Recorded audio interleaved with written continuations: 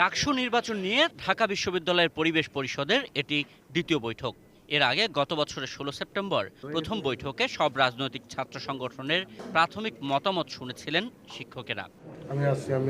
সোমবার দ্বিতীয় দফার বৈঠকে আলোচনার নির্দিষ্ট ছিল ডাকসুর গঠনতন্ত্র সংশোধন এবং নির্বাচনের আচরণবিধি নিয়ে, যাতে ছাত্রলীগ, ছাত্রদল সহ বিশ্ববিদ্যালয়ের ক্রিয়াশীল ১৩টি ছাত্র সংগঠনের সভাপতি, সাধারণ সম্পাদক এবং তাদের কেন্দ্রীয় কমিটির সভাপতি, সাধারণ সম্পাদক অংশগ্রহণের সুযোগ পায়। নির্বাচনে ভোট গ্রহণ কোথায় হবে? ডাকসুর গঠনতন্ত্র বলছে ভোট হবে হলে হলে, কিন্তু এর পরিবর্তন চায় ছাত্রদল ও বাম সংগঠনগুলোর কেউ কেউ। কলা ভবন, সামাজিক বিজ্ঞান অনুষদ, বিজনেস স্টাডিজ ফ্যাকাল্টি এই জায়গাগুলিতে, অর্থাৎ আমাদের একাডেমিক কার্যক্রম যেখানে পরিচালিত হয় সেখানে ভোট কেন্দ্রগুলি স্থানান্তর করার জন্য গঠনতন্ত্র সংশোধন করার কথা বলা হয়েছে।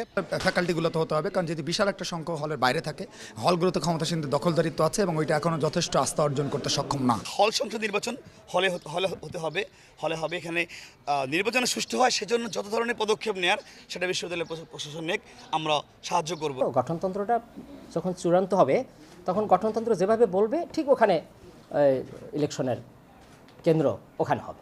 ভোটার তালিকা নিয়েও মতৈক্য নেই ছাত্র সংগঠনের নেতাদের।